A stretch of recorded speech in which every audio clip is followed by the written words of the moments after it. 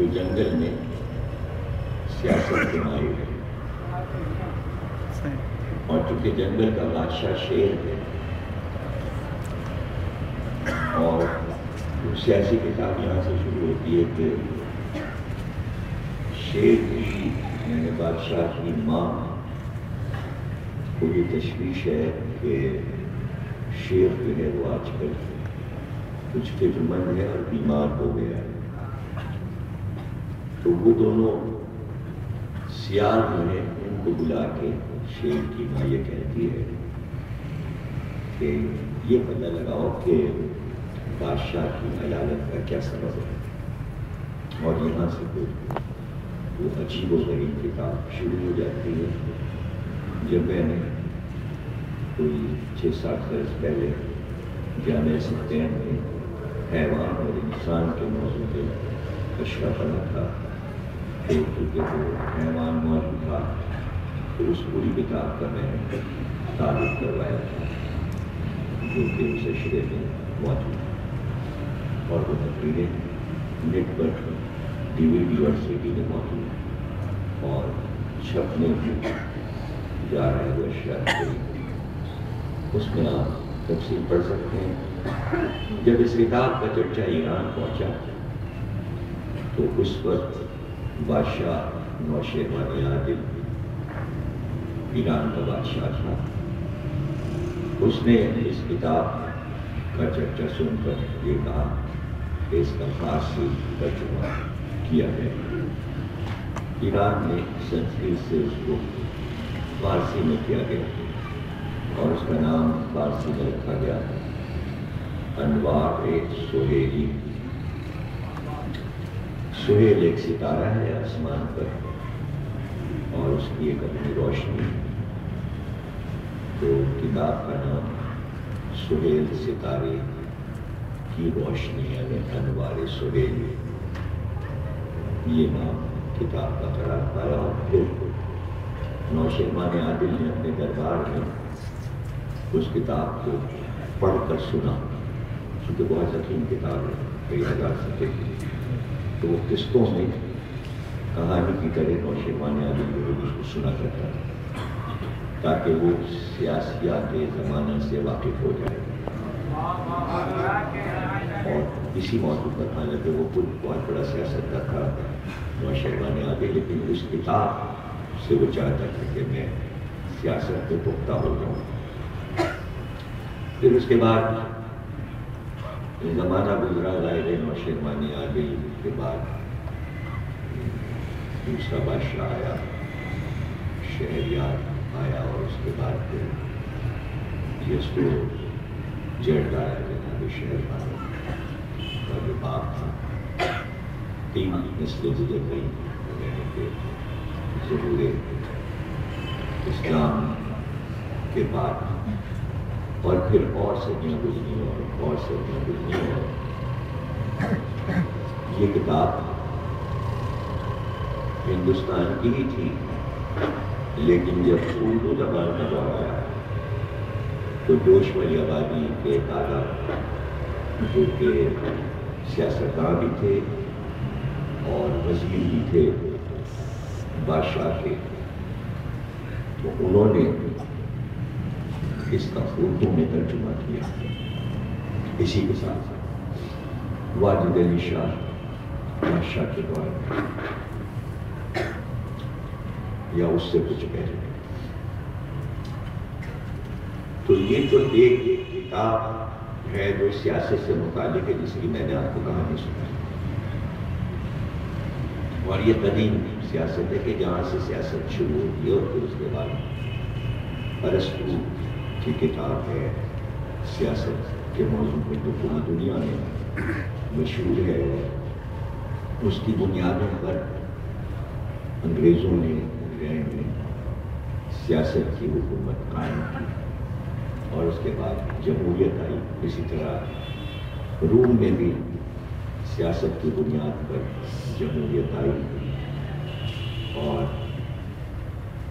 جب مصر میں سیاست آئی اور کلوپترا کا دور آیا تو سیاست نے بہت ترقی کی، اور وہ سیاست کہ جسے اصل سیاست کہتے ہیں سیاستداں، کہ جہاں تخت و تاج کو باقی رکھنا، حکومت کو باقی رکھنا، اور مخالفین کے ساتھ کیا رویہ ہو، اور مخالفین اگر شدت پہ آ جائیں تو ان کو کیسے ختم کیا جائے۔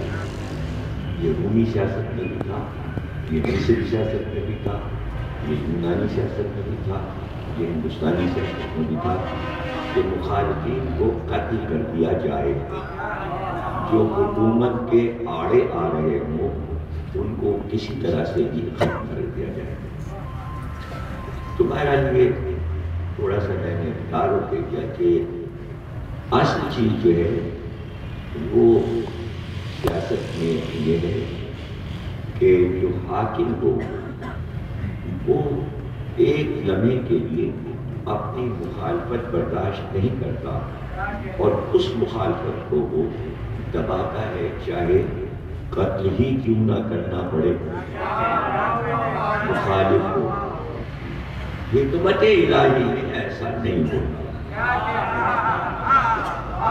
اس کو سمجھ لیجیے آپ بتا کہ حکمت الہی میں اگر حکومت مل بھی جائے، یعنی اللہ اپنی حکمت سے اپنے ہادی کو یہ حکم کر دے کہ تم بادشاہ بھی بن سکتے ہو، تم کو حکومت بھی کرنا ہے، تو اب وہ دنیاوی سیاست کی روح سے حکومت نہیں کرے گا، بلکہ تابع فرمان الہی رہے گا۔ دنیا کی سیاست سے اس کا کوئی تعلق نہیں رہے گا۔ تو اب جب تک کہ ذہن میں یہ بات بیٹھ نہ جائے، آپ پورے موضوع کو نہ سمجھ پائیں گے اور نہ دستخیریں آپ کے سمجھ میں آئیں گی، اور اس کو تمام مسلمانوں کو ایک ایسا موضوع آ گیا ہے کہ میں چاہتا ہوں کہ اس کو مکمل طور پر ذہن میں بٹھا دیا جائے، تاکہ اسلام کی پوری تاریخ، مسلمانوں کی پوری تاریخ سمجھ میں آ جائے، اور پھر ائمہ معصومین کا کردار سمجھ میں آ جائے اس موضوع کے ذریعے۔ دیکھیے، حکومت اللہ کے لیے کوئی مسئلہ نہیں، یہ بھی ذہن میں رکھیے کہ اللہ کے جو نمائندے ہوں گے ان کے لیے حکومت کوئی مسئلہ نہیں ہے۔ جب تک ذہن میں یہ نہیں بیٹھے گا دلائل کے ساتھ، وہ سنی ہو یا شیعہ، وہ نہیں معصومین کے کردار کو سمجھ سکتا۔ یعنی حکومت دنیا کے بندوں کی ایجاد ہے، اللہ نے انبیاء کو حاکم بنا کر نہیں بھیجا، بادشاہ بنا کر نہیں بھیجا۔ اگر ایسا ہوتا تو شروع سے ہی آدم کو سلطنت کے ساتھ بھیجتے۔ اس اعلان کا یہ مطلب نہیں ہے کہ حکومت یا سلطنت انی جاعل فی الارض خلیفہ۔ ابھی تو آدم کے آنے پر انسانی تصور میں یہی نہیں ہے کہ تخت و تاج کیا ہو، حکومت کیا ہے، حکومت کیسے بنتی ہے، سیاست کیسے شروع ہوگی۔ تو پہلا بادشاہ ایرانی کہتے ہیں زہاک تھا، اور مسلمانوں کی تاریخ کے مطابق نمرود ہے جس نے دنیا میں پہلی بادشاہت بنائی تھی۔ تو بادشاہت کا تعارف ہوا، یعنی اس کے دماغ میں ایک چیز کا وجود ہوا کہ میں زمین پر حکومت کروں۔ ابھی تصور کہاں سے پیدا ہوا؟ یہ سب موضوعات بہت لمبے چوڑے جس پر گفتگو نہیں کرنی، چونکہ انبیاء آ رہے تھے تو وہ کیا چیز بندوں کو نظر آ رہی تھی کہ جس نے ان کو مجبور کیا کہ ہم اپنا اقتدار قائم کریں، اپنی حکومت قائم کریں۔ تو یہاں سے اندازہ ہوتا ہے کہ ان کو یہ اندازہ ہو گیا تھا کہ انبیاء اقتدار کے ساتھ آئے، وہ اختیار و اقتدار رکھتے ہیں، تب ان کے ذہن میں یہ ضد آئی کہ ہم بھی ایسا کریں، ہم بھی ایسا کر سکتے ہیں۔ تو انہوں نے مادی وسائل سے اس بات کی بنیاد رکھی کہ حکومت بنائی جائے اور حکومت اور سیاست کے ذریعے نبی کو مجبور کیا جائے کہ وہ اپنی بات سے باز آ رہا ہے اور ہم کو سپر سمجھے۔ یہاں سے ایک ٹکراؤ شروع ہو گیا۔ اب یہ ان کے ذہن میں کیسے آ گیا کہ یہ اقتدار رکھتا ہے اور اختیار رکھتا ہے؟ تو ظاہر ہے کہ آدم کے پاس نہ لشکر تھا، نہ محل سرا ہے، نہ خادم ہے، نہ سنتری ہیں، نہ اسلحے ہیں۔ جو چیز حکومت کے لیے ضروری ہے، جاؤ رشم، تو اس کو ایک شام، وہ تو انبیاء کے پاس نہیں ہے۔ تو کیا چیز ان کو مجبور کر رہی تھی یہ سب کچھ بنانے پر؟ کہاں سے انہوں نے سمجھ لیا کہ انبیاء کے پاس کوئی اختیار ہے، اقتدار ہے؟ تو اس کو بھی سمجھنا ضروری ہے، اس لیے کہ موضوع دو حصوں میں بٹا ہوا ہے، ایک طرف سیاسیات زمانہ اور ایک طرف حکمت معصوم۔ تو چونکہ دو حصوں میں کبھی ہم یہ سمجھ آئیں گے اور کبھی ہم یہ سمجھ آئیں گے، اور کہیں پہ جا کے موضوع ایک ہو جائے گا۔ ابھی نہیں پتا کون سی تقریر میں کہاں پر، یہ نہیں ابھی سے بتایا جا سکتا، لیکن دونوں موضوعات کا تعارف ہونا چلے گا روزانہ۔ تو یہ بھی معلوم کرنا ضروری ہے کہ ان بندوں کے دماغ میں جو کافر تھے اور جو اللہ کی بڑائی کو نہیں مان رہے تھے اور اس کے سامنے اپنے اختیار کو لا رہے تھے، اس لیے کہ وہ نظر نہیں آ رہا، اور وہ انبیاء کو اللہ کا نمائندہ ماننے کو تیار نہیں تھے، لیکن انہیں یہ پتا تھا کہ اس کے پاس کچھ اختیار ہے۔ اب چونکہ وہ رموز اور راز تھے تو اس کو سمجھنے کے لیے انہوں نے انبیاء کو بار بار عاجز کیا تاکہ کھل کے بات سامنے آنے لگے کہ اس کے پیچھے راز کیا ہے۔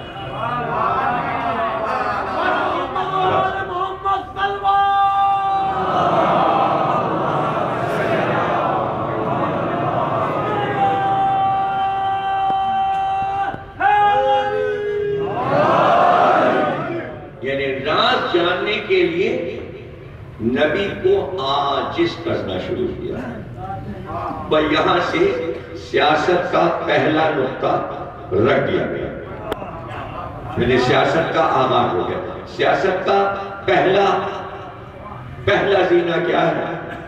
یعنی وہ بندے جو اللہ کے مقابل زمین پر اپنا اقتدار اور بادشاہی چاہ رہے تھے، وہ اللہ کے نمائندوں سے اس لیے الجھ پڑے کہ وہ جانتے تھے کہ یہ اختیار اور اقتدار رکھتے ہیں، تو ان سے کیسے چھینا جائے ان کا اختیار اور اقتدار۔ اس کے لیے یہ جاننا ضروری تھا کہ ان کے پاس جو اقتدار اور اختیار ہے اس کا راز کیا ہے۔ وہ راز پتہ چلانے کے لیے بار بار عاجز کرتے تھے۔ جب عاجز کرنے لگے تو لفظ عاجز سے لفظ نکلا معجزہ۔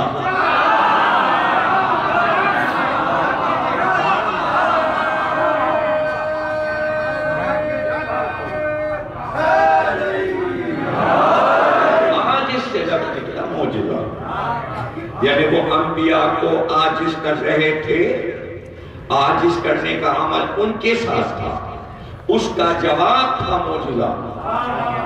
تو پورے قرآن میں آپ پڑھ جائیے، لفظ معجزہ نہیں استعمال ہوا، لیکن اس سے متعلق جتنے لفظ ہیں وہ قرآن میں اللہ استعمال کرتا ہے کہ تم کچھ بھی کر دو، اپنی اکثریت بڑھا لو، دولت بڑھا لو، لشکر بڑھا لو، اختیار بڑھا لو، لیکن تم اللہ کو عاجز نہیں کر سکتے۔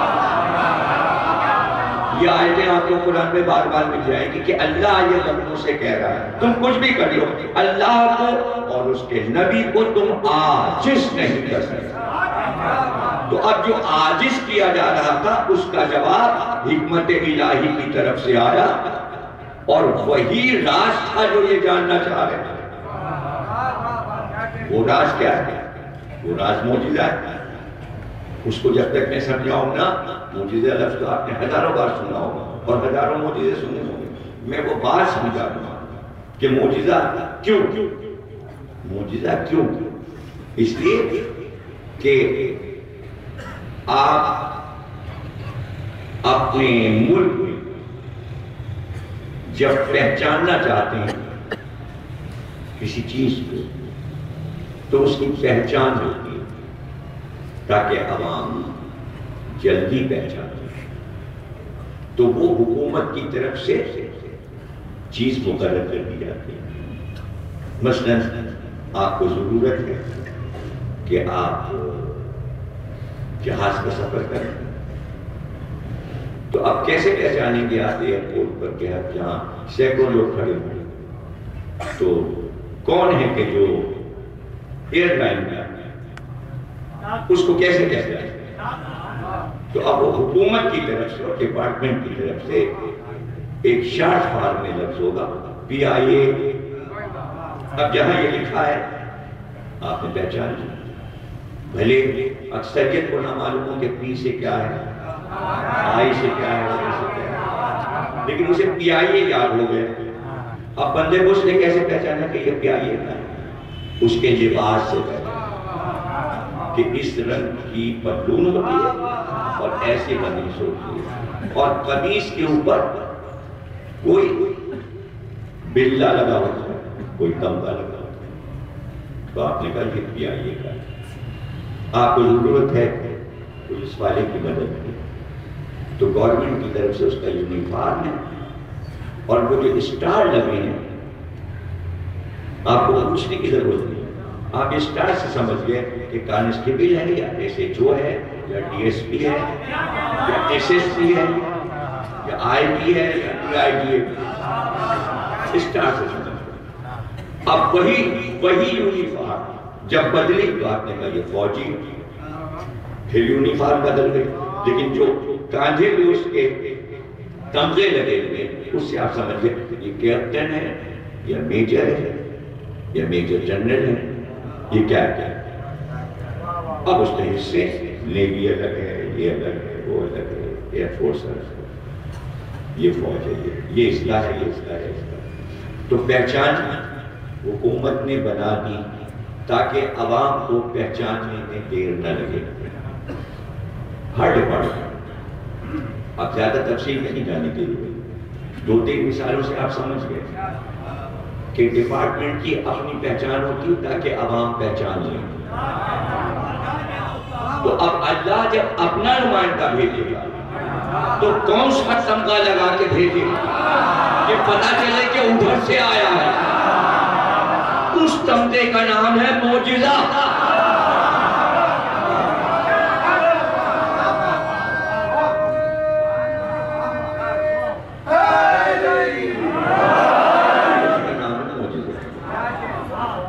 یعنی یہ کام یہ زمین پہ بسنے والے نہیں کر سکتے،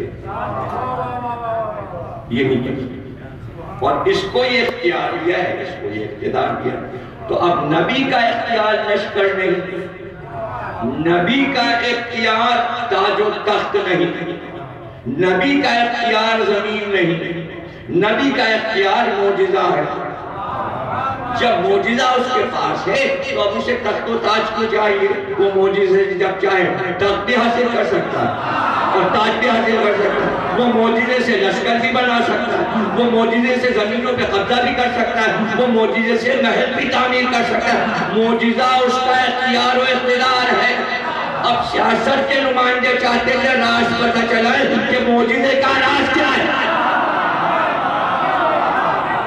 اس لیے انبیاء کو عاجز تاکہ تاکہ اور کھل کے سامنے آئے، تاکہ ہم سمجھ سکیں۔ جادو تو موجود تھا، جادو موجود تھا اور بڑے بڑے جادوگر موجود تھے، تو وہ معجزے کا مقابلہ سیاست کی دنیا میں جادو سے کرنا چاہتے ہیں، اس لیے کہ ان کو معجزہ اپنے جادو جیسا لگا۔ وہ معجزے کو جادو سمجھے، اور جادوگروں نے بادشاہوں کے دماغ میں یہ بٹھا دیا کہ یہ ہے تو جادوگر، لیکن یہ ہم سے بڑا جادوگر ہے، ہم بھی کوشش کریں گے کہ اس کے جادو پر حاوی ہو جائیں۔ یہی قصہ فرعون کے دربار میں ہوا تھا، یہی قصہ فرعون جادو سے ٹکرایا تھا موسیٰ اور ہارون سے، تو اس نے اپنی سیاست جادوگروں کے حوالے کر دی کہ یہ ہمارے اختیار و اقتدار کو ختم کرنے اٹھے ہیں اور یہ ایک اللہ کی بات کر رہے ہیں، جبکہ میں اپنے تمام رعایا سے کہہ چکا ہوں تمہارا خدا میں رزق میں دیتا ہوں، یہ کوئی نیا خدا لائیں۔ تو یہ ہماری سیاست کی بساط کو الٹنا چاہتے ہیں، اس لیے اس نے سارے جادوگروں کو سیاسی پلیٹ فارم پہ جمع کر لیا کہ جتنا بھی فن دکھا سکتے ہو دکھائے جائے اور دولت لیے جاؤ۔ اب جادوگر تو رقم لے چکے ہیں فرعون سے، تو وہ اپنا فن دکھاتے جا رہے ہیں۔ اب یہ رسی کے ٹکڑے ڈال دیں گے، یہ سانپ بن کے چلنے لگیں گے۔ اب موسیٰ ہارون کھڑے ہیں اور فرعون اکڑا ہوا بیٹھا ہے، خدا بنا ہوا، اور اس کے جادوگر، اس کے نمائندے رسی کے ٹکڑے ڈال چکے، اور دیکھتے ہی دیکھتے وہ رسی کے ٹکڑے سانپ بن کر دوڑنے لگے۔ یہ ہے سیاست، یہ ہے سیاست، دنیا کے سیاستدان کی حکومت کو بچانے کے لیے، اور وہ ہے حکمت الہی کہ اللہ نے کہا موسیٰ عصا پھینکو، عصا ڈال دو،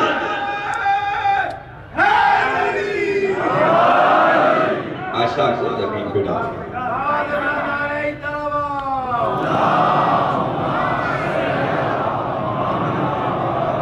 اب چونکہ اللہ سے موسیٰ کی باتیں ہوتی ہیں، اگر اچانک کہا جاتا کہ عصا ڈال دو، نہیں، تمہیدی طور پر پہلے ہی اللہ اور موسیٰ سے بات ہو کہ پہنچی کوئی دور پہ باتیں کریں۔ اچانک اللہ نے ایک نئے موضوع سے موسیٰ سے بات شروع کر دی، جو باتیں ہوتی تھی اللہ کی اس دن جو پہنچے، یعنی اس واقعے سے پہلے، فرعون کے دربار کے واقعے سے پہلے جیسے ہی پہنچے کوہ طور پہ اور اللہ کی آواز آئی تو فوراً اللہ نے کہا موسیٰ تمہارے ہاتھ میں کیا ہے؟ تمہارے ہاتھ میں کیا ہے؟ موسیٰ نے کہا عصا۔ اب اللہ نے اس کے آگے کچھ نہیں پوچھا، موسیٰ نے صرف اتنا کہا میرے ہاتھ میں عصا ہے، اور خود ہی بولنا شروع کر دیا، یہ عصا ہے، یہ میں کام میں لاتا ہوں، اس سے میں بھیڑ بکریاں جو ہیں ان کو ہانکتا ہوں، یہ عصا میرے بہت کام آتا ہے، میں اپنی بکریوں کے لیے بھیڑوں کے لیے اس عصا سے پتے توڑتا ہوں۔ یعنی پورا مقالہ عصا پر پڑھ رہے ہیں موسیٰ، اپنے عصا کا تعارف کرا۔ اور پروردگار جب کبھی نیند آتی ہے اور میں صحرا میں لیٹتا ہوں تو اس کو تکیہ بنا لیتا ہوں۔ یعنی جتنی خوبیاں تھیں عصا کی موسیٰ نے گنوا دی۔ اب اس لیے کہ خدا نے پوچھا کہ کیا ہے آپ تو موسیٰ نے بتا دیا کہ یہ عصا کتنا میرا مددگار ہے۔ یعنی موسیٰ کے ذہن میں خاکہ عصا کا تیار ہو گیا کہ یہ لکڑی کا عصا جو ہے میرے لیے کتنا کارآمد ہے۔ تو اچانک اگر عصا پہ بات نہ ہوتی اور دربار فرعون میں اللہ اپنی حکمت سے کہتا عصا پھینک دو تو گھبرا جاتے، تو جانی پہچانی گفتگو تھی، اللہ نے کہا پھینکو عصا۔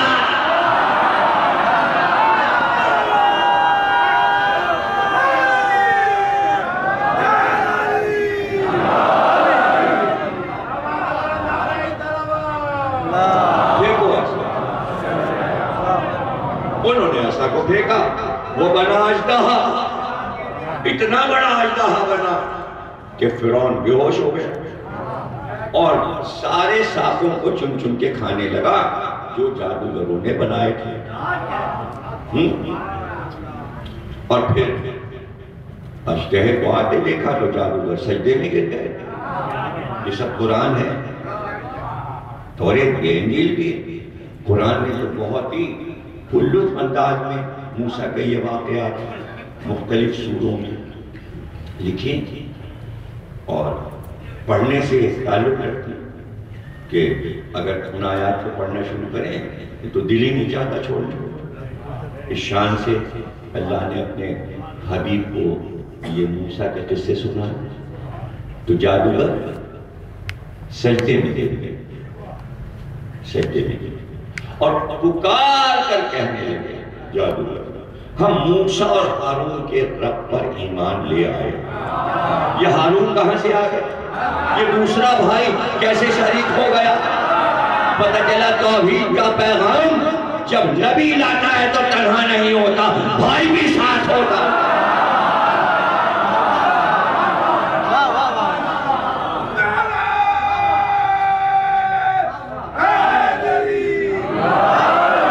موسیٰ اور ہارون کے رب پر، یعنی ایک رب تو یہ بیٹھا ہے جسے ہم پہلے رب مان رہے ہیں، یہ رب، لیکن اب ہمارے سمجھ میں آ گیا کہ اصل رب موسیٰ اور ہارون کا رب ہے۔ جب تک مسلمان یہ نہیں مانیں گے کہ محمد اور علی کا رب ہے، رب سمجھ میں نہیں آئے۔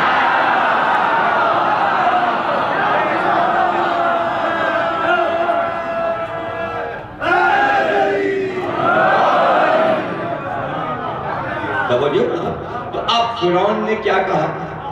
اچھا تم نے ان کے رب کو مان لیا، اب ہم تمہیں قتل کریں گے، لیکن اس طرح قتل کریں گے کہ ایک ہاتھ اور ایک ٹانگ، اگر الٹا ہاتھ کاٹیں گے تو سیدھی ٹانگ، اور اگر الٹی ٹانگ کاٹیں گے تو سیدھا ہاتھ، اس طرح ہم تمہارے ہاتھ پیروں کو قطع کریں گے۔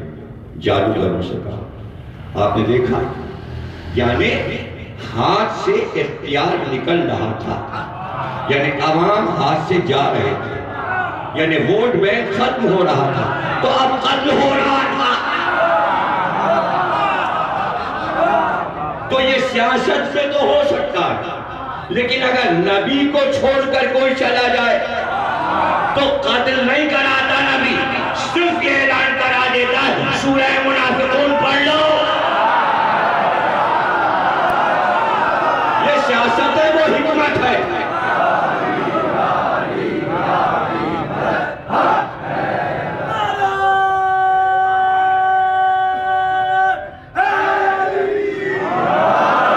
یہ سیاست زمانہ، وہ حکمت الہیہ۔ کیا نبی اختیار نہیں رکھتا کہ قتل کر دے یا قتل کرا دے؟ تو پھر سیاست میں اور حکمت الہی میں فرق کیا رہے گا؟ تو پھر اللہ کی حکومت جو عدل کے ساتھ چل رہی ہے وہ ختم ہو جائے گی، اس لیے کہ اس کا اعلان ہے کہ جرم تم نے کیا تو تم بچ کے کہاں جاؤ گے؟ یہ آج بھاگ گئے، یہاں سے بھاگ کے وہاں چلے گئے، وہاں سے بھاگ کے وہاں چلے گئے، آنا تو میری طرف ہے، آنا تو میرے پاس ہے، تو اس کو انتقام میں کوئی جلدی نہیں ہے، انتقام میں کوئی جلدی نہیں، جلدی بندوں کو ہوتی ہے، اللہ کو کوئی جلدی نہیں۔ لاکھوں برس گزر گئے، کیا کیا واقعات ہو چکے، جانے کہاں کہاں عدلیہ کے کتنے مسائل اللہ کے رکے ہوئے ہیں تاکہ عادل حقیقی آ جائے اور مہدی اپنی عدالت لگائے۔ جلدی نہیں ہے، جلدی نہیں ہے، دنیا کی عدالتوں کو جلدی ہے، جن پہ گزری ہے ان کو جلدی ہے کہ انتقام جلدی ہو جائے، اللہ کو جلدی نہیں۔ اور اس کو اردو میں محاورہ بنا کے پوری اردو دنیا میں مشہور کر دیا، دیر ہے اندھیر ہے۔ کتنی دیر، کتنی دیر، دیر ہے اندھیر میں۔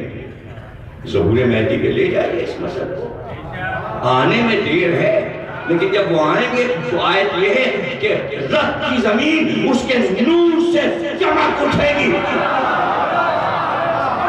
دیر ہے اندھیر نہیں ہے. روشنی روشنی روشنی روشنی.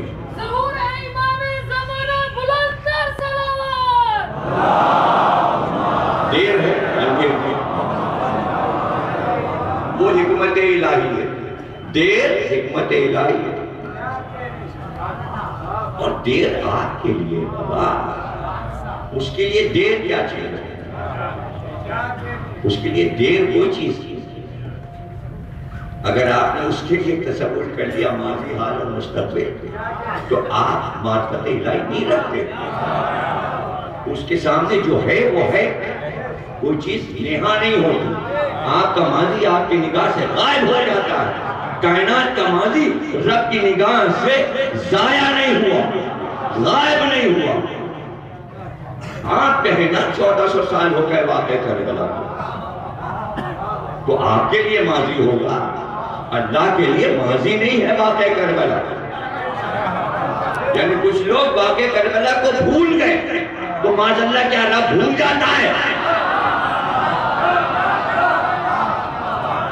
یہی تو سمجھنے کی باتیں ہیں, اور یہ نازک نازک بیچ کی باتیں ہیں جنہیں ہم سمجھے بغیر آگے نکل جاتے ہیں. ہم سمجھتے ہیں ہم عالم ہو گئے. ہم نے توحید بھی سمجھ لی, اور نبوت بھی سمجھ لی, اور امامت بھی سمجھ لی, اور قیامت بھی سمجھ لی. اگر جلدی جلدی سارا دین سمجھ میں آ جاتا تو 23 برس سرکار کو کیوں لگتے تھے, اور 23 برس کے بعد بھی جو نتائج برآمد ہوئے وہ سب سامنے. اور قرآن میں جلدی جلدی کچھ سمجھ میں نہیں آتا. 1400 برس گزر گئے, اب تک سمجھ میں نہیں آئی. اگر سمجھ میں آ جاتا تو بار بار یہ کیوں کہا جاتا اسلامی نظام لائیں گے, اور اب تک آیا ہی نہیں. یعنی اس میں بھی انتظار ہے. تو وہ انتظار یہ بتا رہا ہے اسلامی نظام آیا نہیں, لانے کی کوشش ہو رہی ہے. تو آ کیوں نہیں جاتا؟ کیوں نہیں آ جاتا؟ کیوں نہیں آ جاتا؟ کل اگر آپ نے میری شان غریبہ کی مجلس سنی ہے تو جملہ آپ کو یاد آ جائے گا کہ میں نے جملہ یہ کہا کہ تمام انبیاء یہ کہہ رہے تھے سرکار آنے والے آنے والے آنے والے آنے والے.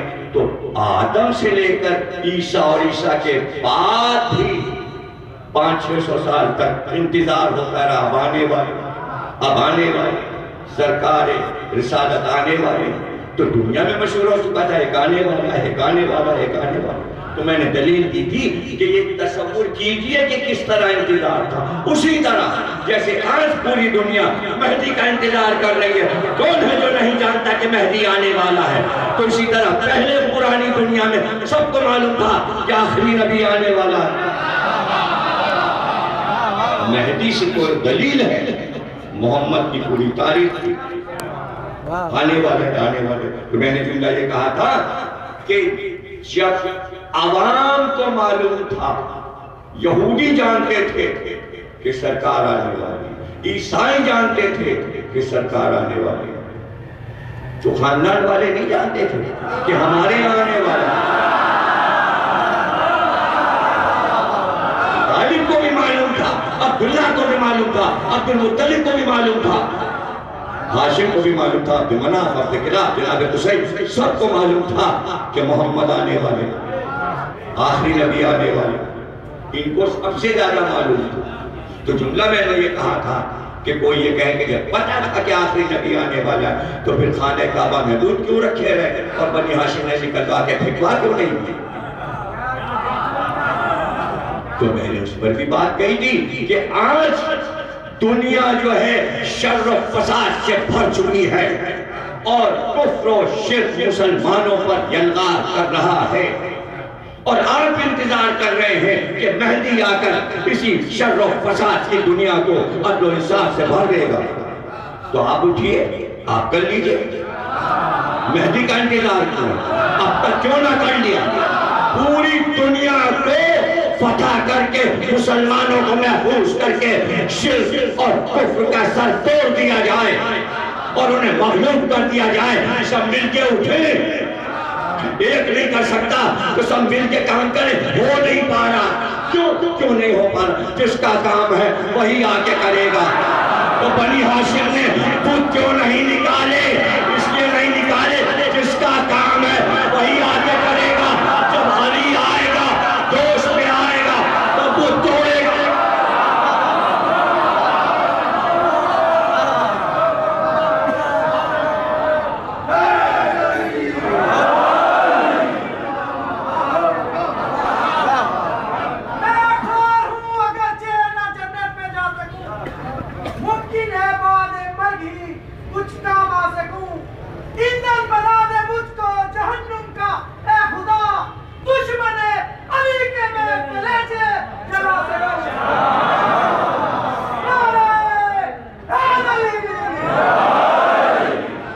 کہ ہم یہ کام کر لیں گے. بیٹھو. کیوں نہیں ہوا اب تک یہ کام؟ جو مہدی کو کرنا ہے وہ امام مہدی آ کے کریں گے. کسی کے بس کی بات نہیں، کسی کے بس کی بات نہیں. اور پھر وہ تو معرفت رکھتے تھے اس لیے کہ وہ بنی ہاشم نسبت الہی سے واقف تھے. جانتے تھے کہ یہ کام ہمارا نہیں ہے، یہ کام ہمارا نہیں. اس سے ان کی سیرت و کردار پر بھی کوئی فرق نہیں پڑ رہا تھا. تو بنی ہاشم کا چپ رہنا اور عرب میں بت پرستی ہونا، بت پرستی سیاسیات زمانہ تھی. بنی ہاشم کے اقدام حکمت الہیہ تھی. حکمت الہیہ تھی.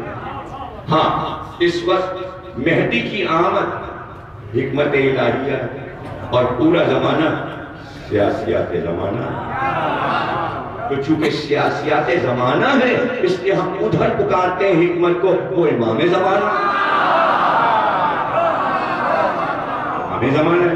اور امام زمانہ حکمت کے ساتھ آئے گا تاکہ زمانے کی سیاست کو باطل قرار دے دے. کیونکہ باطل ہے، حق تو نہیں. اگر حق ہوتی تو سیاست کے ذریعے عوام کیوں پریشان ہوتے؟ آپ کو تو عوام کو تو بے وقوف بنا دی کہ سیاست کیا ہے. سیاست یہ ہے اخبار کی خبریں پڑھنا، یہ سیاست.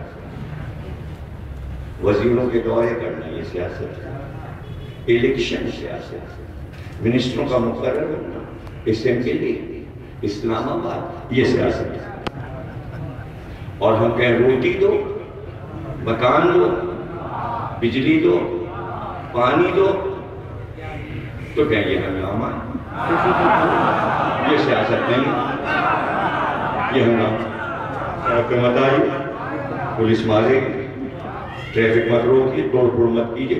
جائیے کیجیے نہیں، چپ بیٹھیے، لالٹین جلا لیجیے، چلا جلا لیجیے. یہ جواب ہے سیاست. تو کیا مطلب ہے؟ یعنی یہ سیاست عوام کے دلوں کو حاکموں کے دل سے جوڑ نہیں پاتی بلکہ تفرقہ رہتا ہے. لیکن اللہ کا نمائندہ جب آتا ہے تو وہ کہتا ہے جو ہمارا ہے وہ ہمارے دل سے جڑ جائے. اس لیے ہم واجب قرار دے رہے ہیں قُلْ لَا شَلَكُمْ عَلَيْهِ أَجْنَتْ إِلَّا الْمَوَدَّةَ فِي الْقُرْبَى. تم قربا سے محبت کرو، تم سے جڑ گئے. تم کہیں کے بھی ہو، ایران توران کہیں کے ہو، محبت کرو تو جڑ جاؤ گے. اس لیے کہا رسول نے سلمانوں میں اہل البیت. سلمان میرے اہل بیت نے محبت کے رشتے کو جوڑ دیا، محبت کے رشتے کو جوڑ دیا. سیاست میں محبت نہیں ہوتی. سیاست میں محبت نام کی کوئی چیز نہیں ہے. تو 200 سال کے بعد، 300 سال کے بعد، 400 سال کے بعد، ابھی نہیں تو پتہ چل جائے گا کہ محبت نہیں ہے. سگا چچا اور بھتیجا، سگا چچا بھتیجے کو مار ڈالتا. 200 سال کے بعد پتہ چلا ہسٹری میں کہ جلال الدین خلجی اور علاء الدین خلجی میں کیا جھگڑا. باپ اور بیٹے میں جھگڑا. بیٹا باپ کو مار ڈالتا ہے، باپ بیٹے کو مار ڈالتا ہے، قیدی بنا دیتا ہے، گرفتار کرا دیتا ہے. یہ سیاست ہے، یہ سیاست. اورنگزیب نے اپنے باپ اور شاہ جہاں کو قید میں ڈال دیا. زنجیروں میں جکڑ کے، اور اپنے سگے بھائیوں کو سب کو مار ڈالا۔ دارا شکو کو ہاتھی کے پیر میں سگا بھائی رونڈ ڈالا۔ ہمایوں نے اپنے بھائیوں کو قتل کر دیا۔ تو جتنے بھی بادشاہ گزرے ہیں سگے بھائیوں کو بھی مار ڈالتے ہیں۔ مامون رشید نے اپنے بھائی امین کو قتل کر کے پوری سلطنت پہ قبضہ کر لیا۔ کیا پتہ چلا؟ سیاست میں محبت نہیں ہوتی، رشتہ نہیں ہوتا، محبت نہیں ہوتی سیاست میں، نہ محبت ہے نہ رشتہ۔ حکمت الہیہ رشتوں کا تعارف کرایا جاتا ہے۔ ان کو بتاؤ کہ عیسائی جو آئے ہیں وہ سیاسیات زمانہ ہے، اور تم جاؤ حکمت الہی لے کر، اس لیے رشتے گنوائے گئے۔ ابنانا و ابناکم نسانا و انفسنا و، رشتے گنوائے گئے، بیٹوں کو لے جا۔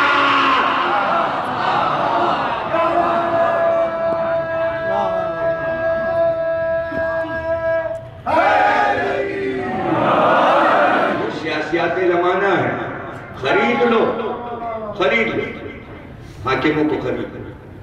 سر جون نے یزید سے کہا کوفہ میرے قابو میں نہیں آ رہا جب تک تو ابن زیاد کو بصرے سے بلا کے کوفے کا گورنر نہیں بنائے گا، وہ آ کے انتظام سنبھالے گا۔ اور اس کی نظر میں یہ سر ساز ہے۔ آتے ہی اس نے بلایا، اس نے کہا بھائی جانا ہے حسین کو گھیرنے اور حسین کو مارنا ہے، آرڈرز آ چکے ہیں، حکم آ چکا ہے، قتل کرنا ہے، تو اپنے ہاتھ میں یہ ایوارڈ لینا چاہتا ہے؟ اس نے کہا یہ تو مشکل کام ہے، قتل تو کب سے تقاضا کر رہا تھا، یزید کو خط لکھ کر رہے کہ حکومت ہمیں دے دو، یہ کاغذ رکھا ہے اٹھا لے اور لے جا، رہ لے، اور حسین کو قتل کر دیا۔ اس نے کاغذ اٹھا لیا، پتہ چلا رشتہ نہیں ہے، نہیں سمجھے۔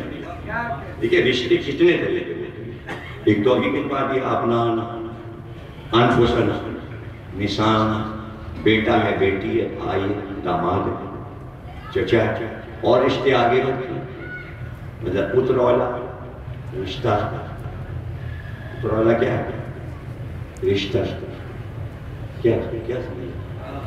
مجھے کتنا کھول کے سمجھے؟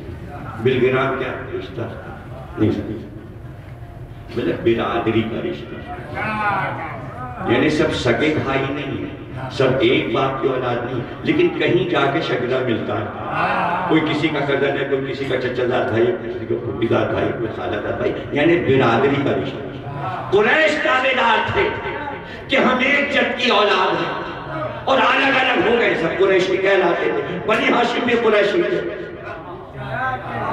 اور دیگر قبائل بھی قریشی تھے، تو رائے کی حکومت تمہارے سامنے لے لی، قریشی تھا، کس قبیلے کا تھا؟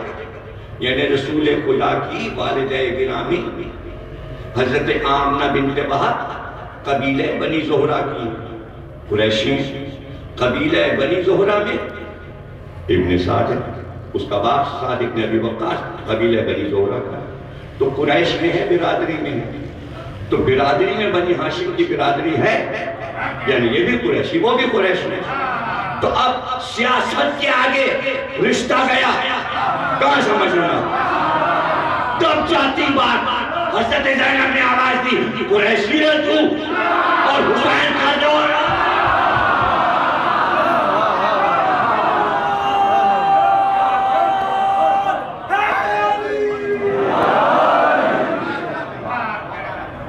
ارے آمنہ بنت وہب کا پوتا ہے یہ، اور تو دعویدار ہے کہ رسول کی والدہ گرامی کے قبیلے کا میں، اور فاتح ایران کا بیٹا ہوں، اور سازی رسول کا بیٹا ہوں، اتنے تو رشتے زینب کے ایک جملے سے صحابیت کا رشتہ ٹوٹا، فتوحات کا رشتہ ٹوٹا، قریش کا رشتہ ٹوٹا، جہنم سے رشتہ ٹوٹا۔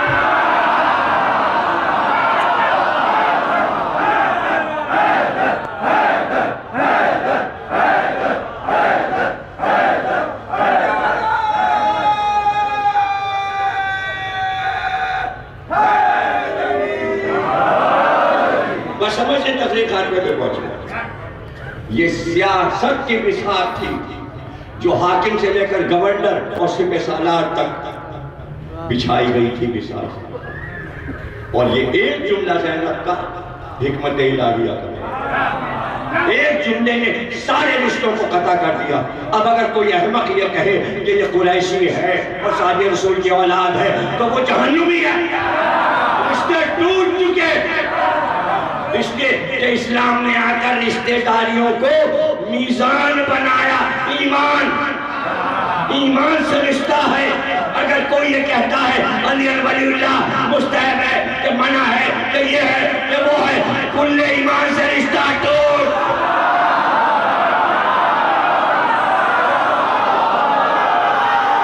کلمہ پڑھتے رہو، کرتے رہو حضرت علامہ ڈاکٹر شبیر اختر نقوی، نعرہ صلوات۔ تو قریشی ہے اور تو دیکھ رہا ہے میرا ماجایا ربا، تو تاریخ اور مختر کے جملے جو سب نے لکھے، طبری نے بھی لکھے کہ منہ پھیر کر رونے لگا اور داڑھی آنسوؤں سے تر ہو گئی۔ وہ آنسو بھی کام نہ آئے۔ تو بھائی ہمارا رونا عمر سعد والا رونا نہیں ہے، یہ پچھتاوا نہیں ہے، یہ پچھتاوا نہیں، پچھتاوے کا رونا ہو، اس کا حاصل کچھ نہیں۔ یہ حکم فاطمہ ہے، یہ حکم زین العابدین، یہ تاسی ہے کربلا کے اسیروں کی۔ کیوں؟ اس لیے کہ وہ رونا چاہتے تھے اور نہ رو سکتے، وہ دل بھر کے رونا چاہتے تھے، ان کے رونے کی قیمت ادا ہی نہ ہو سکی، اس لیے یہ گریا، اس لیے گریا۔ ورنہ امام صادق مجلس کیوں رکھتے ہیں؟ مجلس اس لیے رکھے تاکہ حکمت الہی اور سیاست زمانہ بھی سمجھ میں آئے۔ تو ایک آنسو سیاسی دنیا کی ہے، ایک آنسو حکمت الہیہ کی ہے۔ حکمت الہیہ کی آنسو قرآن میں ہے، جب بھی عبادت کرو رو، خانہ کعبہ میں جاؤ رو، آیتیں ہیں قرآن میں مسلسل کہ ہنسو کم رو زیادہ، اور تم روتے کیوں نہیں؟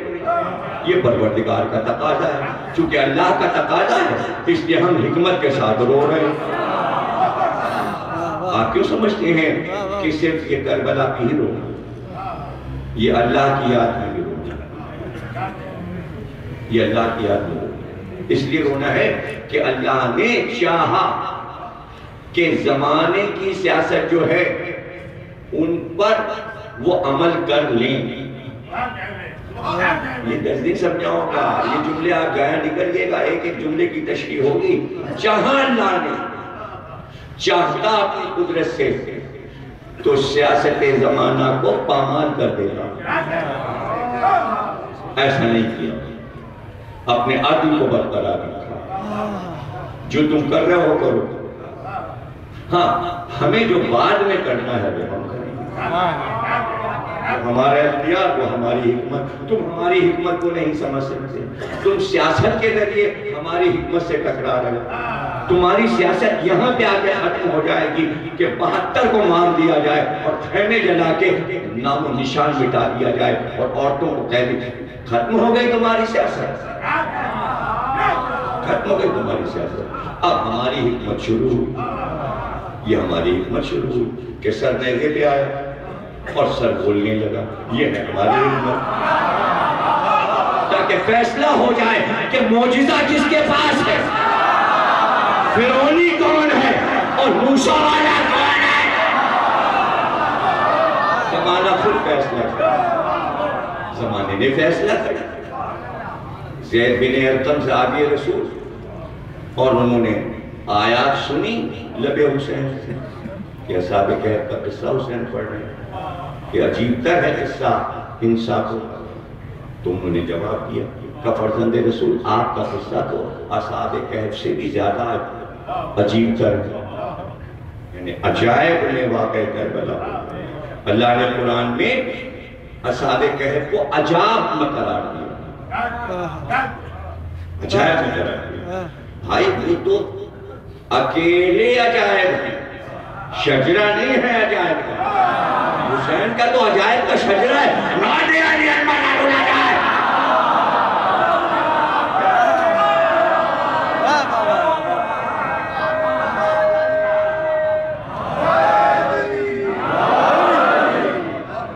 مجھے اندازہ ہے کہ 10 دن کے تھکے ہوئے ہیں، جلوسوں کے مجلسوں کے، تو آج پہلے دن ذرا کچھ تھکے لگے، اترے تھے، خوب تھکے ہیں۔ ٹھہرو تو بات تو کہنا جو نہ ہے، بات بولو لیکن آگے لمبا تھوڑا لگانا زیادہ مزہ آئے گا۔ 61-65 تقریریں کر چکا، 10 دن میں 4 اشرے 40 تقریریں ہو گئی، اور پھر ایکسٹرا تقریر، تو کہیں سے تھکا لگ رہا۔ کیا آپ لوگ جوان نہیں تھکتے؟ نہیں تھکتے؟ پورا اشرا سننا، بہت شروع کر لیا، آپ کی خدمت جو کرنا تھا وہ وہاں پہنچ گئے، تھکاوٹ کیا دکھا؟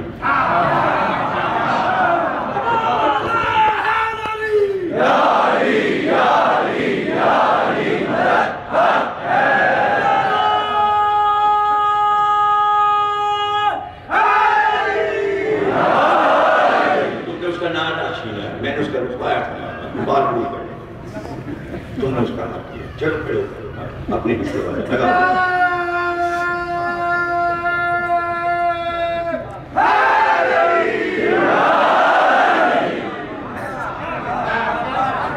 اپنا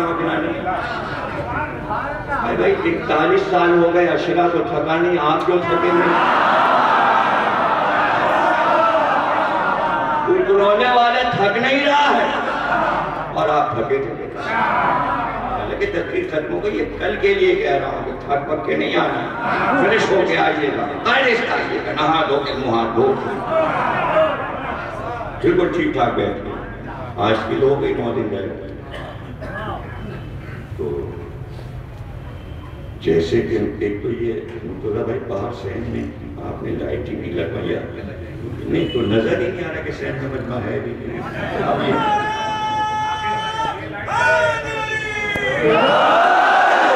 آئیے تو لائٹ چلے کہ ادھر تو اندھیرا نہیں، ادھر سے دیکھ رہا، میں مجمع تھوڑی دیکھ رہا ہوں، نہیں دیکھ رہا ہوں، یہ چپ تو بیٹھی سہن تو پورا بھرا ہوا۔ ماشاءاللہ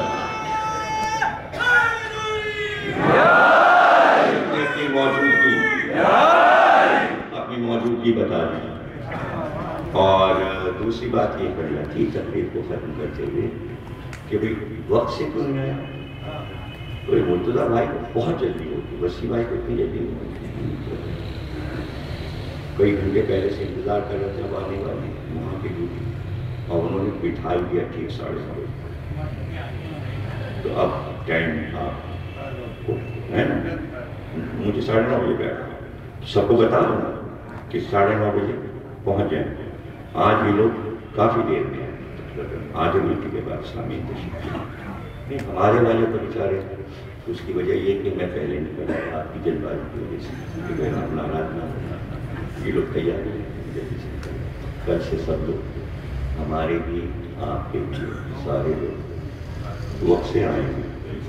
تو جناب موضوع کا تعارف ہوا، سیاست زمانہ اور حکمت الہی، حکمت معصومین، جو حکمت معصومین ہے کوئی حکمت الہی۔ اچھا سیاست کا کوئی مذہب نہیں،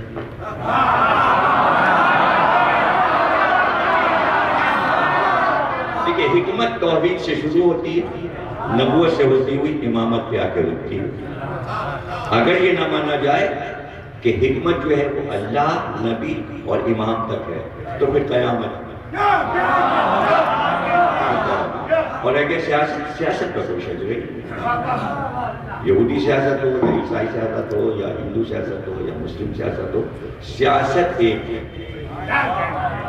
سیاست ایک ہے، اور اس کو بدلتے دیر نہیں لگے، یعنی کہ 3 لڑائیاں ہم نے ہندوستان سے لڑی، پاکستان سیاست، اور آج یہ دور آیا کہ ہمیں ان کو سپر طاقت ماننا پڑا اور لکھ کے دینا پڑا، آپ ہمارا پسندیدہ ملک ہو، آپ ہم سے سپر ہو، آپ ہم سے طاقتور ہو۔ بھائی کیوں؟ اس لیے کہ بزنس ہوتا ہوا تھا، اس لیے کہ پورے ورلڈ سے بزنس ختم ہو گیا، اب لے کے انڈیا ہی رہ گیا ہے، باہر کے ملک یہاں بزنس کرنے کو نہیں تیار، ہم آئیں کیسے؟ آپ یہاں بجلی نہیں۔ اچھا انڈیا اس لیے تیار ہو گیا، اس کے بعد بھی بجلی نہیں، بھی آ رہی جا رہی ہیں برابر، لیکن سپر بن کے بیٹھ گئے، رقبے کے لحاظ سے کہیں یا کسی بھی لحاظ سے میرا سپر نے ان سے منوا لیا اور انہوں نے مان لیا اور بزنس کھل گیا اور بزنس شروع ہو گیا اور پورا وقت چلا گیا ہے بزنس مینوں کا۔ لیکن ابھی کراچی سے نہیں گیا، ابھی پنجاب سے گیا، اب کراچی سے کب بزنس شروع ہو یہ نہیں پتا، اس لیے کہ یہاں کے بزنس کا کوئی ٹھیک ہی نہیں، کس کس چیز کا یہاں بزنس ہوتا ہے، اس لیے انڈیا نے ابھی ادھر دیکھا ہی نہیں، صرف ادھر وہیں سے اپنا ہو رہا ہے، اب کیا آئے گا کیا جائے گا، یہ تو جب آئے گا جائے گا تو بچ۔ اس کو کیا کہتے ہیں؟ یہ ہے سیاست، اسی کو کہتے ہیں سیاست۔ زمانہ سیاست لے کے کربلا میں آیا، حسین نے حکمت الہی کا مظاہرہ کیا۔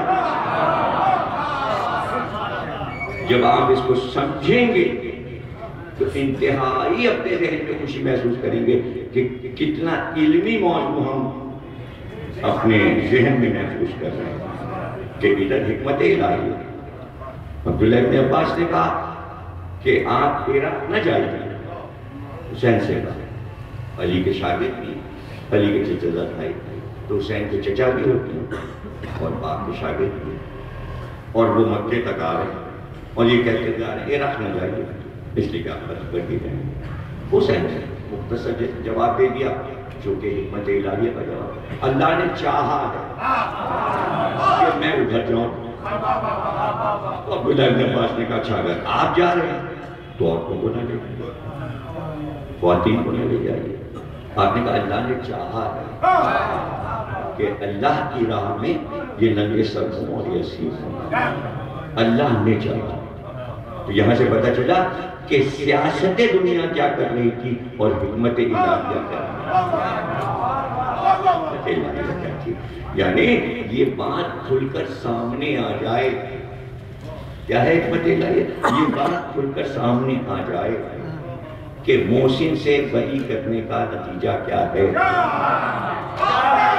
ایک جملہ اشرے کا موضوع ہے، یہ تو دوسرے اشرے کا موضوع ہے، سمجھئے۔ بنی ہاشم محسن ہیں عرب کے، عربوں ایام کفر میں بھی محسن ہے، روٹی کھلائے گی۔ پھر رسول اللہ محسن ہے، جناب خدیجہ محسنہ ہے، ابو طالب محسن ہے، علی محسن ہے، حسن محسن ہے، خود حسین محسن ہے۔ تو اتنے احسانوں میں تباہ ہوا عرب اور اتنے احسانوں میں تباہ مسلمان، اتنا بڑا احسان فراموش کہ حسین کے بچوں کو پانی نہیں دے۔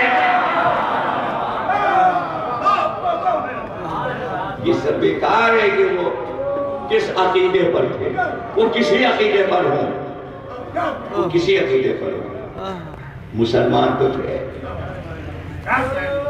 مسلمان تو تھے، بات مسلمان کی۔ ایسا ہوا کہ اس طرح کے مسلمان نظر کیسے آ گئے؟ کیا نتائج تھے کہ یہ باقیات مسلمانوں کی ایسی نظر آئی؟ تو کیا جس دن حسین سے بیعت کا سوال ہوا ہے، اس دن سے یہ مسلمان اس دن سے بدل گئے؟ کیا 10-15 دن میں کروڑوں لوگ تبدیل ہو گئے؟ یہ آزاد، یہ اخبار، یہ سب ایک دم سے چینج ہو گیا نہیں، آتی ہیں۔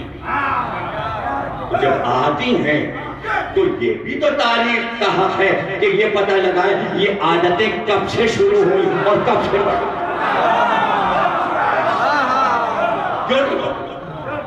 اسی میں مست ہیں، اسی میں مست ہیں کہ حسین نے فلاں کی بیعت کر لی تھی، فلاں کی بیعت کر لی تھی، فلاں کی بیعت، حسن نے فلاں کی بیعت، بیعت کے معنی نہیں معلوم اور لفظ استعمال ہوتا ہے بیعت کے معنی اور استعمال ہوتا ہے، اور وہ بھی علی کے لیے، حسن کے لیے اور حسین کے لیے. یعنی اس کے معنی علم ناقص کتنے ہیں اب تک؟ سیاست کے دباؤ میں حکمت الہیہ کو پامال کر رہے ہیں. بیعت کے معنی ہے اپنے آپ کو بیچ دینا. کیا نبی کا نواسہ یزید سے پہلے اپنے کو کسی کے ہاتھ بیچ چکا تھا؟ یہ ٹیلی ویژن پہ کل ہو رہا تھا، یہ کل ٹیلی ویژن پہ بتایا جا رہا تھا. علی بیچ دیں گے. یہ معیار آپ نے بنایا ہے علی اور امام حسن اور امام حسین کہ اپنی ذات اپنے نفس کو بیچ دیا. تو قرآن کی آیت بھی نہیں پڑھی وَمِنَ النَّاسِ مَن يَشْرِي نَفْسَهُ ابْتِغَاءَ مَرْضَاتِ اللَّهِ وَاللَّهُ رَءُوفٌ بِالْعِبَادِ. مردان خدا میں کچھ ایسے لوگ ہیں جو اپنے نفس کو اللہ کے ہاتھ بیچ دیتے ہیں. بیعت کے معنی نفس بیچ دینا. اور جب نفس بک چکا اللہ کے ہاتھ تو یزید کا باپ یا دادا کیسے خریدے گا؟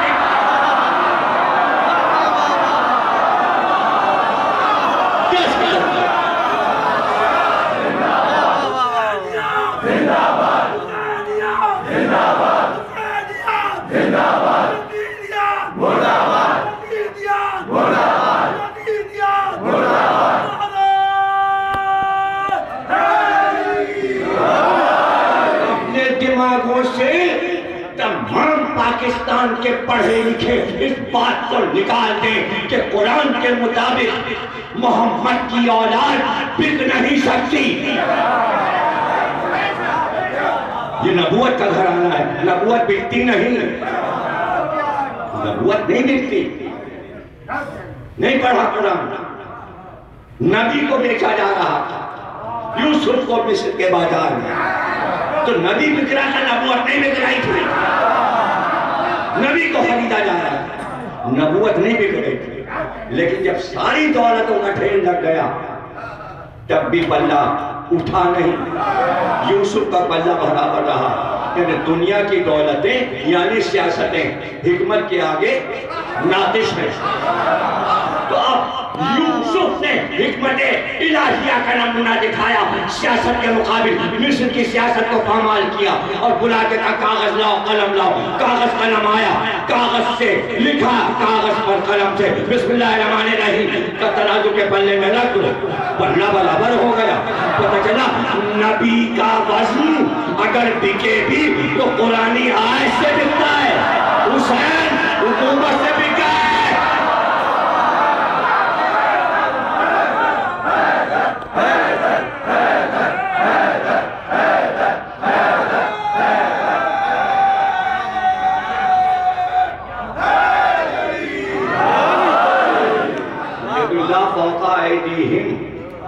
اے محمد تمہارا ہاتھ اللہ کا ہاتھ ہے اور یہ کسی کی بیعت نہیں کرتا. اس لیے کہ اولاد محمد کا ہاتھ علی کا ہاتھ، محمد کا ہاتھ حسن کا ہاتھ، محمد کا ہاتھ حسین کا ہاتھ. یہ ہاتھ بکتا نہیں. اگر یزید سے پہلے بھی کبھی معاذ اللہ بیعت آپ دکھا دیتے ہو تو پھر یہ پنجے نہ ہوتے، پنجے نہ ہوتے. یہ سمجھانے کے لیے کہ یہ ہاتھ بکنے کے لیے نہیں ہے، بکنے کے لیے. یہ چھوٹی چھوٹی باتیں ہیں اور یہ چھوٹی چھوٹی باتیں بڑے بڑے عالم نہ جانے تو حیرت ہوتی ہے. نام اسلام ہے جمہوریہ پاکستان، اسلام کا لفظ آپ نے لگا دیا اور رہنے والے جو اپنے آپ کو عالم کہتے ہیں اسلام کے ابجد سے واقف نہیں ہیں. تو کیا بات بڑی مجلس اعلیٰ جگہ جگہ گلی گلی نہ ہوتی تو ہم بھی جاہل ہوتے جیسے پورا پاکستان جاہل ہے.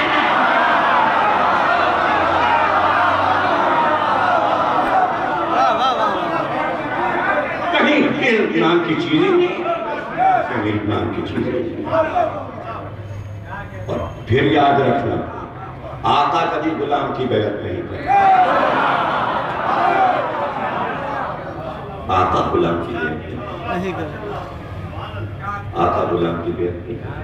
اور یہ اللہ کے نمائندے انہوں نے بیعت کر لی تو اللہ نے بیعت کر لی. یہ تو جھگڑا. آپ اس پہ تلے بیٹھے ہوئے ہو کہ معاذ اللہ شیطان کی بیعت کر لے، تو آپ حسین کی بیعت شیطانوں کی بیعت کرائے گے؟ سوچنے کی بات ہے، اور وہ بھی میڈیا پہ بیٹھ کے۔ تو کتنے لوگوں کو اذیت پہنچتی ہے بے تکی بات سے، جو جاننے والے ہیں، جو عالم ہیں، جو پڑھے لکھے ہیں، وہ دیکھ رہے ہوتے ہیں کہ اتنا اس کا یہ منبع علم ہے، یہ پڑھا ہے، یہ حاصل کیا، نہ اس نے قرآن پڑھا، نہ حدیث پڑھا، نہ تاریخ اچھی طرح جانتا ہے، جو منہ میں آیا بک دیا۔ تو کوئی چیز معرفت بھی تو ہوتی ہے، اسی لیے معرفت الہی کا اشرا پڑا کہ پہلے معرفت الہی حاصل کرو، پھر زبان کھول کے ان لوگوں پہ بات کرنا۔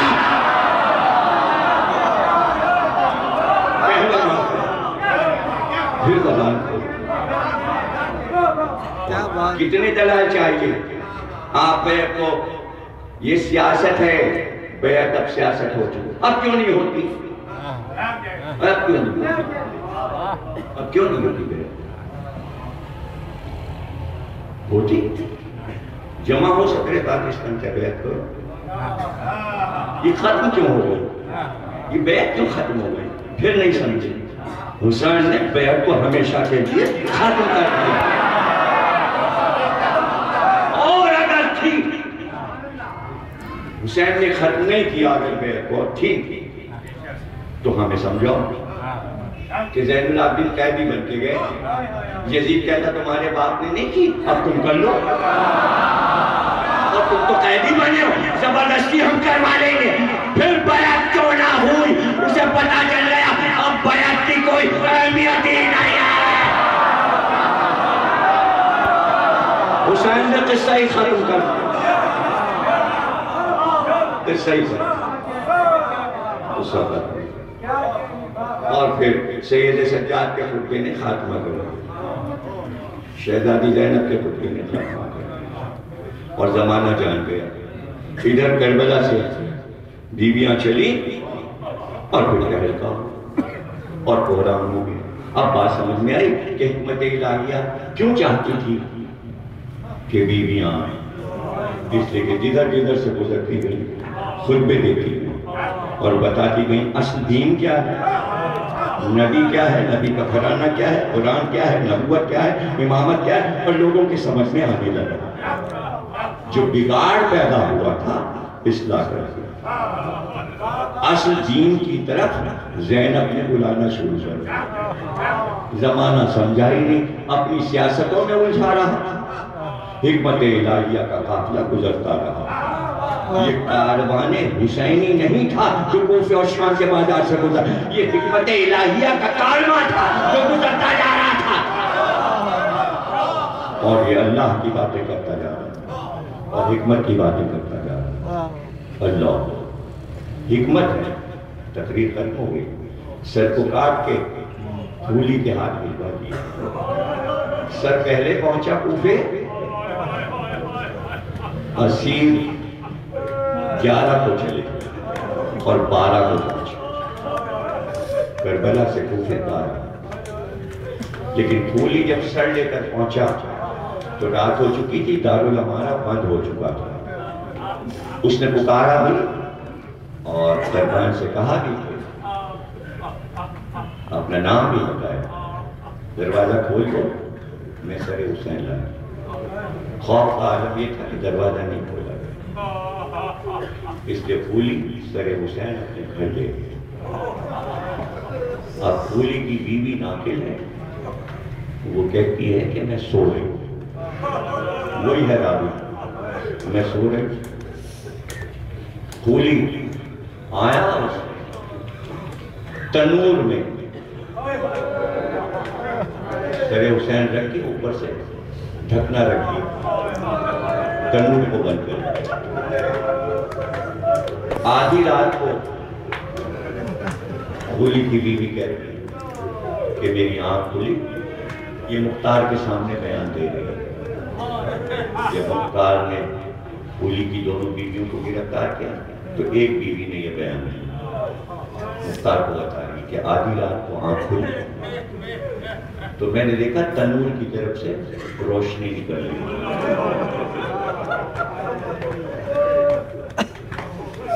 تنور کی طرف سے روشنی. تو سوچنے لگی کہ میں نے تنور کی آگ بجھا دی تھی، لیکن شاید میری یادداشت میں نہیں ہے. آگ بجھی نہیں، آگ روشن ہے، جبھی روشنی نکل گئی. اس نے سوچا میں جا کے دیکھوں کہ تنور سے روشنی کیسی ہے. اس نے ڈھکنا ہٹایا تو کہتی ہے ایک کٹا ہوا سر نظر آیا. کٹا ہوا سر نظر آیا. اس سر سے روشنی نکل گئی. یہ واقعہ کربلا کے بعد، سر حسین کٹنے کے بعد پہلا واقعہ ہے جو مختار کے سامنے کوفے کا بیان ہوا. آگے کے واقعہ اگلی مجلسوں میں سنیں گے. اس نے سر نکال لیا اور سر نکال کے اس نے دیکھنا شروع کیا بھلا یہ کس کا سر ہے کہ جس سے نور پھوٹ رہا ہے. ابھی وہ حیران پریشان ہے. کہتی ہے کہ ایک بار میں نے دیکھا کہ میرے گھر میں ایک روشنی پھیل رہی. اب جو میں نے نگاہ اوپر اٹھائی تو میں نے دیکھا میرے صحن میں ایک نور کی اماری آگے اتری اور ہو گئی تقریر. وہ کہتی جیسے ہی اماری اتری، اماری کا پردہ ہٹا اور ایک بی بی روتی ہوئی باہر آئی اور کئی بیویاں اس کا بازو تھامے تھی اور اس نے آتے ہی یہ کہنا شروع کیا ولد الحسین